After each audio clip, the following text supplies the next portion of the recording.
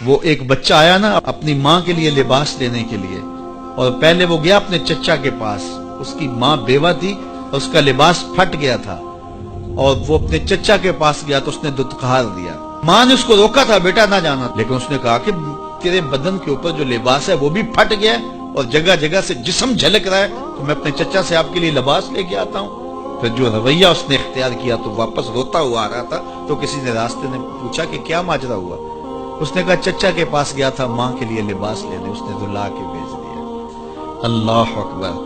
تو اس نے کہا کہ جا سین حرم میں محمد نام کا ایک شخص بیٹھا ہوا ہے، اگر تو اپنا دکھڑا اس کے سامنے پیش کرے تو وہ امید ہے تمہیں رد نہیں کریں گے، لیکن سن لے ان کا دین کوئی اور ہے۔ اللہ اکبر۔ اپنے ماں کے پاس آیا تو ماں کو کہا کہ چچا نے رلا کے بھیج دیا، لیکن آپ کی حالت مجھ سے دیکھی نہیں جا رہی۔ بچہ ابھی شعور کی منزلوں میں قدم رکھ رہا تھا، پہلے بہت چھوٹا تھا، اب اس کے اندر ایک جذبات تھے بچے کے اندر۔ تو ماں نے کہا کہ بیٹا نہیں، ان کے پاس نہیں جانا، سنا ہے کہ جو ان سے ملے دین دھرم چھین لیتے ہیں اس کا۔ اللہ اکبر۔ تو حضور علیہ الصلوۃ والسلام کے پاس جانے سے ماں روکنے لگی، لیکن بچے نے کہا کہ امی میں پکا رہوں گا، بتوں کا وفادار رہوں گا، تم اس ٹینشن کو، اس پریشانی کو چھوڑ دو۔ اور حضور کی خدمت میں حاضر ہوا۔ حضور صحن حرم میں چادر اوڑے بیٹھے ہوئے تھے، اور جا کے کہنے لگا میں پہلے بات آپ سے کر لیتا ہوں، آپ کا دین میں نے قبول نہیں کرنا۔ حضور مسکرا کے بولے بیٹا بتاؤ کس لیے آئے ہو؟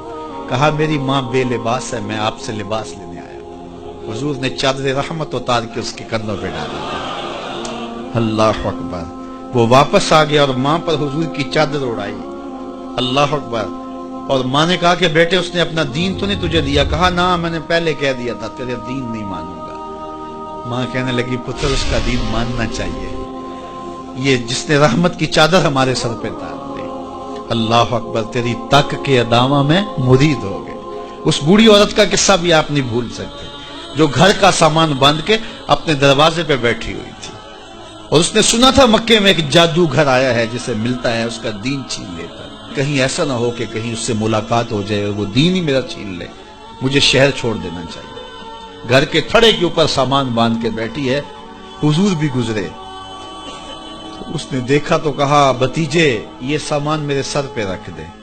حضور نے سامان اٹھایا، دیکھا تو بوجھل تھا، وزنی تھا، اور بڑھیا کو دیکھا تو کمزور تھی۔ تو کہا کہ بڑھیا اگر چاہو تو جہاں چاہتی ہو میں خود نہ چھوڑا۔ اس نے کہا اس سے بڑی مہربانی کیا ہوگی؟ حضور نے سامان اٹھایا ہوا ہے اور بڑھیا سے باتیں بھی کرتے جا رہے ہیں۔ تو بڑھیا کو کہا کیوں جا رہی ہے؟ اس نے کہا کہ سنا ہے یہاں ایک جادوگر ہے جو لوگوں کا دھرم لوٹ لیتا ہے، لوگوں کا دین لوٹ لیتا ہے۔ میں نے ساری زندگی بتوں سے وفا کی، میرے آباء و اجداد نے بتوں سے وفا کی ہے، میں چاہتی ہوں دین اجداد ہاتھ سے چھوٹ نہ جائے، آخر اس شہر میں رہتی ہوں کہیں مل نہ جائے۔ خیر حضور نے کچھ نہیں کہا، اس کا سامان نہیں پھینک دیا کہ ٹھیک ہے تم پھر جاؤ۔ سامان اس کا اٹھایا اور جہاں تک اس نے جانا تھا سامان پہنچایا، سامان سپرد کر کے واپس پلٹنے لگے۔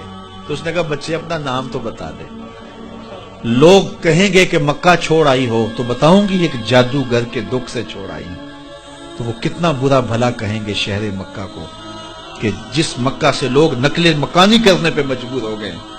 تو میں انہیں یہ بھی بتاؤں گی کہ جس مکے میں جادوگر رہتا ہے اتنا اچھا نوجوان بھی رہتا ہے، تو تیرا نام لیا کروں گی، تیرے قصیدے پڑھا کروں گی۔ تو حضور علیہ السلام مسکرا پڑے، کہا بڑھیا جس جادوگر سے بھاگ کے آئی ہے وہ تیرے سامنے کھڑا ہے۔ اس نے کہا سچ سے آپ ہی محمد ہیں؟ حضور نے فرمایا نام میرا یہی ہے۔ تو اس نے کہا پھر آپ کا جادو میرے پہ چل گیا ہے۔ اللہ اکبر۔ تیری تک کے ادامہ میں مرید ہو گئے، لوگوں کی خدمت کریں، بوڑھوں کے کام آئیں، دکھیوں کے کام آئیں، مصیبت زدہ کے کام آئیں۔ حضور یتیم ہو کے یتیم پرور تھے، لاچاروں کی مدد کرتے، لوگوں کے گھروں میں پانی بھر کے دے دیتے، اور دکھیوں کے کام آ جاتے اور مصیبت زدوں کے کام آ جاتے۔